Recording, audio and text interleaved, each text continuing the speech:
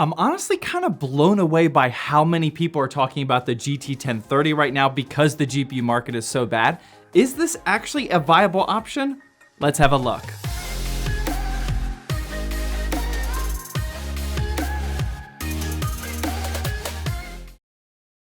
Hey, welcome to Zach's Tech Turf. Hopefully you're enjoying this new video series where we take a very quick look at a single GPU and benchmark the heck out of it. Today is no different as we're going to be looking at only the important information that you actually need about the GT 1030 and if it's still relevant here in 2021. And then of course we're going to be benchmarking it with 15 different titles. All of that though after a quick word from today's sponsor. Today's video is sponsored by MMORC.com, a key reseller website that I teamed up with because they're offering the cheapest Windows 10 keys that I've seen so far, as well as a ton of other software keys. MMORC is offering you guys a super exclusive sale on the Windows 10 keys. Click that first link in the description and select add to cart, click place order, paste in the exclusive AF coupon code ZAH35, and that'll give you a massive 35% discount, dropping the price to under $10. After that, select your payment method and complete your order. Once you get the key, click start on your PC and type in activate, press enter, change product key, paste in the key, and there you go, activated Windows 10 for less than 10 bucks. Once again, feel free to head down to the links in the description and use that exclusive 35% off coupon code ZAH35. Alright, so I promise we'll get to the benchmark soon, but we gotta talk about just a couple of specs before we get there. Links to where you can find the GT 1030 available in stock today are down in the description, by the way. So yeah, this GT 1030 GDDR5 version was released back in May of 2017, and the reason why I say GDDR5 version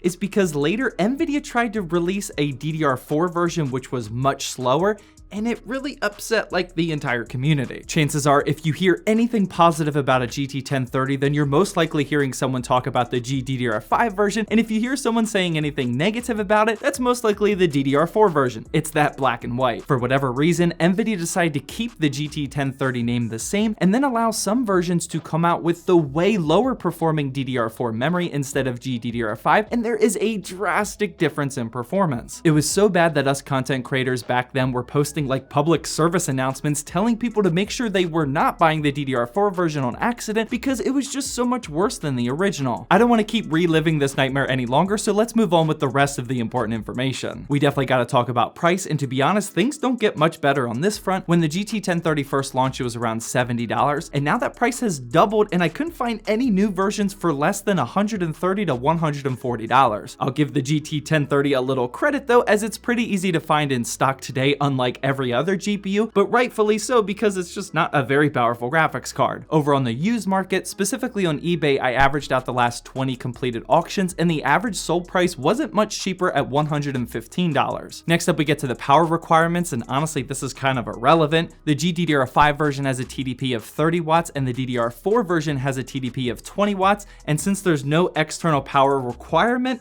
you could honestly put this in any PC that has a motherboard. This specific model that we're looking at today is the MSI GT 1030 GDDR5 version, and this is rocking a base clock of 1265 MHz, a boost clock of 1518 MHz, 384 CUDA cores, and like I said, 2 GB of that faster GDDR5 VRAM. As far as CPU pairings go, I really wouldn't put this into anything other than a very budget build, most likely an OEM, but even then, I really wouldn't recommend doing that unless you get a really good deal on the GT 1030, but let's take a look at these benchmarks first. For our testing rig today, we gotta whip out my new dedicated budget GPU test bench, aka this clean AF white gaming PC that I assembled on a recent Twitch live stream. I stream all my gaming PC builds over there, by the way, at twitch.tv/ZachsTechTurf, and yeah, here are the specs. This build is rocking a Ryzen 5 3600. Yes, I upgraded from the 3500X from last week. Thank you, Tim, in the Discord server, which is linked down below, by the way. It's also rocking 16 GB of YOLO RAM clocked at 3000 MHz. The motherboard is an ASRock B550 Razer Taichi. All of this is powered by a white Corsair RMX 750 watt power supply with some extra cable extensions, and all of our games are installed on a 2TB Inland Professional NVMe SSD. For our first game in this massive benchmarking run, we have Call of Duty Black Ops Cold War, and obviously this one would challenge this GPU a bit. I couldn't get this one to run well in 1080p, so I had to settle down to 720p with low settings, and I got a very playable 55 FPS. Next up was the brand new Valheim, and man, I really wish I had more time to play this game and help out the guys over in the ZTT GT exclusive Valheim server, and in 1080p with low settings, I got a somewhat smooth and consistent 40 FPS. Cyberpunk 2077 was up next. Yeah, this is kind of a joke because I hope not many people are trying to play this game on a GT 1030, but still here anyway in 720p and low settings, I was only able to crank out 27 FPS. Next up was yet another demanding AF game to run, Assassin's Creed Valhalla, and in 720p and low settings, I only got 28 FPS. Borderlands 3 was up after that, and using the built-in benchmarking tool in 720p, I could actually get a pretty decent 59 FPS with very low settings. After that, we have Rainbow Six Siege, and using the benchmarking tool, we know we're gonna get some pretty decent results with this one, as in 1080p with low settings, the GT 1030 actually cranked out 86 frames per second. Humbling the card back down though, I ran Red Dead Redemption 2, and in 720p with low settings, I only got 29 FPS. Gears 5 followed up after that, and using the benchmarking tool again, I actually found the right balance in 900p, and with low settings, I got a pretty respectable 53 FPS, not too shabby. Far Cry 5 immediately followed, and in 720p with low settings, I got still honestly a very playable 51 frames per second average. CSGO was up next. Obviously, this one relies way more on the CPU, but I know you guys want to see this one tested anyway, and in 1080p with pro settings, I got a very nice 147 FPS average. Valorant was up after that. Definitely a very similar situation to what I just said with CSGO, and in 1080p with low settings, the 1030 cranked out 185 frames per second. Rogue Company was up next, and man, this game sure is optimized for the graphics, honestly looking pretty decent, as in 1080p with low settings, we still got a very smooth 140 FPS. Following that, we have Apex Legends. Honestly, I'm just not motivated to record the headshots in this one because I still don't know the first thing about this game, but either way, in 1080p in low settings, I got 72 frames per second. And saving probably not the best one for last, we have Fortnite. No problems getting the headshots in this one, obviously, and in 1080p with pro settings, I got a solid 90 frames per second. And then just like always, to wrap things up with the 3D Mark times by benchmark, just as a consistent benchmark across several GPUs. Speaking of which, last week I made a similar video with the GTX 960, which you can check out in the upper right hand corner, and it's linked down below. That card obviously performed much better, but yeah, this GT 1030 cranked out a pretty sad graphics score of just 1110. So as you can see, yeah, the GT 1030 is pretty underperforming, and unless if you get a really good deal on it, honestly, this one's probably just a pass for now. If you're in the mood to see yet another GPU review, then feel free to click the video that's on the screen now. But just like always, I hope you enjoyed this video.